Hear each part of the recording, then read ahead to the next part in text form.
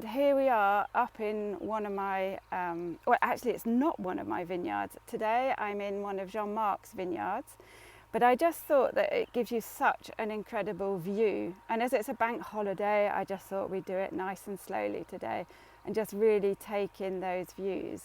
So I'm up here, and what I really wanted to talk to you about today was the notion of terroir. So I don't know how many of you have heard of the word terroir.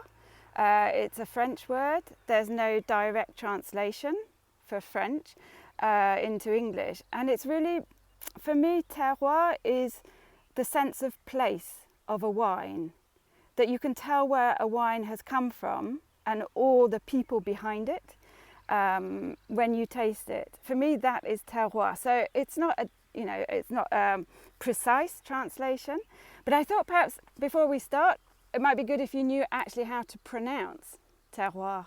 So here's a little Katie clue on how to pronounce it. So if you think about tearing paper, okay, so you say tear, can hear you, it's great, can hear you going tear, and then you just go wah, okay, you're doing the wah, and if you put them together, you've got terroir, and there you go, you're French. Can I hear you saying it over there? Tear, as in rip a bit of paper, terroir. Okay, so to illustrate terroir, so terroir is made up of lots of different things. It's the expression of the local area in the wine. So terroir, the name actually comes from terre, which is soil. So today we're just going to have a look at the different soils. That's why I'm in Jean-Marc's vineyard, because in this particular vineyard I'm going to walk for 10 minutes and we're going to go through at least 3 different types of soils. So that was to show you that. Terroir also is made up of the climate, it's made up of the aspect of the vineyard, the weather, which is the climate as well, the soils, the way you make the wine, the role that the wine grower and the wine maker makes is also for me part of the terroir, because that's your expression on what you're making. So it's a vast subject. It is debated a lot as to whether it's important. The French think that it's extremely important because they've based the whole of their appellation system is based on the notion of terroir, and that wines from a certain place are better than wines from other places. And that's why French wine labels can be rather complicated, because they prefer to put the place where the wine comes from rather than the grape variety, because they feel that it's the place that gives the character to the wine rather than the grape variety. The aim today is that I show you, just in a 10-minute walk, the different types of soils in a vineyard. So start with this one. So if we look down here at the soil, you can see it's like crumbly almost. It's white, it's quite chalky. It's actually marl. See how that comes off? Now vines, they love like a nice crumbly soil like this, so that they can get their roots, can actually come through and find their way through the soil or through the rock almost to get water and to get minerals. So a good, and it's a cold, it's what we call a cold soil. So that's marl. You can recognize it because it's white. You probably see it on the path here. It's a very white coloured stone. And my thing, vines basically will grow anywhere. So you could plant, you've probably got ones in your garden, and you've got my shadow in here for a little bit. Hello, everybody. So you can plant them anywhere. It depends what you want to get out of your vine. We're at Domaine Jones, we want to get small yields so that we get a lovely quality. So we're more about quality than volume. So we want to make sure that the vine doesn't produce too much. There's this little track here. And to do that, it grows in the soils here are perfect because they're not that fertile. So to get a small production on a vine, if you have an infertile soil, it lowers the yield naturally. And here in Touche, I mean, it's perfect. I know some of you are gardeners, the ones that joined me with Roger the other day, you could see the soil. So I've just walked about 100 metres, and you see here, completely different soil. So it's almost red, and this is you've got limestone in here. So you've got chunks of rocks of limestone, and again, that limestone, the little stones and pebbles of limestone are really good to drain the soil, because vines don't like to have their feet in water. They need moisture for the roots, but they don't want undrained soil. So this is perfect. And limestone, recognised as one of the best soils for vines in the world. It's in you find it in Burgundy, in Champagne, in the Loire as well. So in some classic areas. I think the Languedoc has such a varied geological structure that there's not one type of soil in the Languedoc. It's just made up of hundreds of different types. I know in Touchon we classified up to 20 different soil types just within the very small basin of Touchon. So walking along here with I'm looking at the soils today, so looking down at the rocks, and you imagine working this soil. It's not easy. Jean-Marc was out all weekend spraying because there's no wind, so nice still day today, no wind. He was out spraying, especially till about midnight, then getting up at 6 o'clock, and he came back and goes, my back is killing me, and it's had the stones, it just jolts the tractor around so much, it's really bumpy. So poor Jean-Marc, he's out there again this morning actually. So just look at that. So down here again, walked about another 100 meters, we're coming into this vineyard. You can see here big slabs of limestone.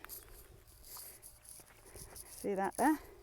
So when Jean-Marc actually planted this vineyard about 20 years ago, he had to get the bulldozer with a ripper on the back just to crush up the stones and get in to be able to plant. So just wanted to show you this soil here.